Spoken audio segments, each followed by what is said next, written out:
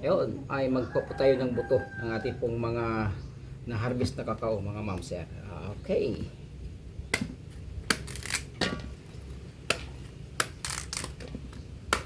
Ano mo? Ito lang, madali lang po mga ma'am sir. Ayun o. Yun. Okay. Tinatanggal muna natin yung pinaka dulo at saka ibang puno para paghiwa. Yan o, binabaak po natin, binibiyak po natin. O di madali na lang siya. Yan o. Diba? Kinagat ako ng langgam. Okay. Ganito kasi yung proseso sa lolo ko sa pagtanggal ng mga buto sa kakao, mga ma'am sir. Ayan o. No? Pero matamis din ito. Pinakain dito. Matamis. Yun.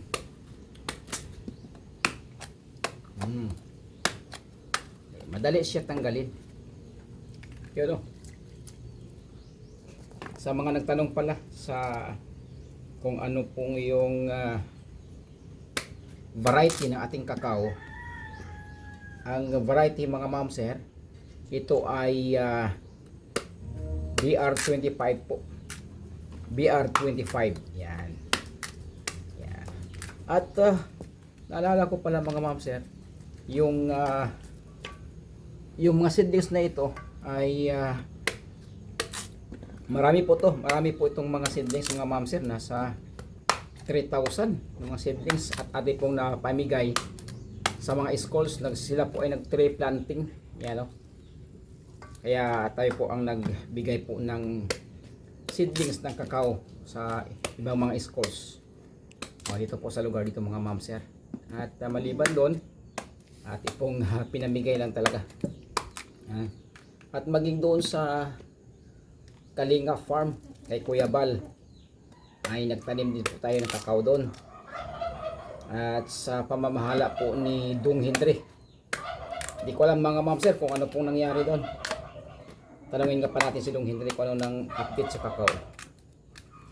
Okay, YOLO BR25. Sarap magchampurado. Sarap magtsokolate. Tsokolate ba tawag yun? Tsokolate. Yan. Ito lang nga ma'am sir style sa pag kakao. Yun. Dami oh. Ito isang puno lang po ito. Yun oh. Hindi mo na po siya mga ma'am sir. Bilis lang talaga no. Oh. Yun.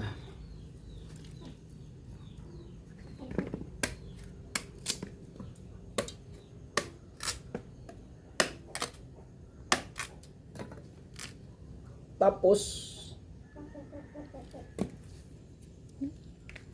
okay, mabilis lang mga ma'am sir.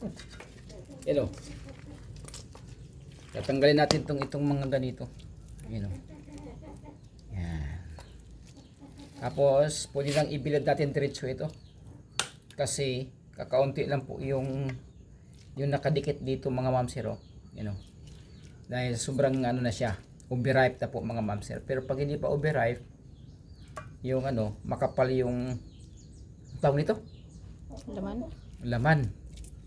Yan. Kaya ito po din natin diretso natin ibilad sa araw.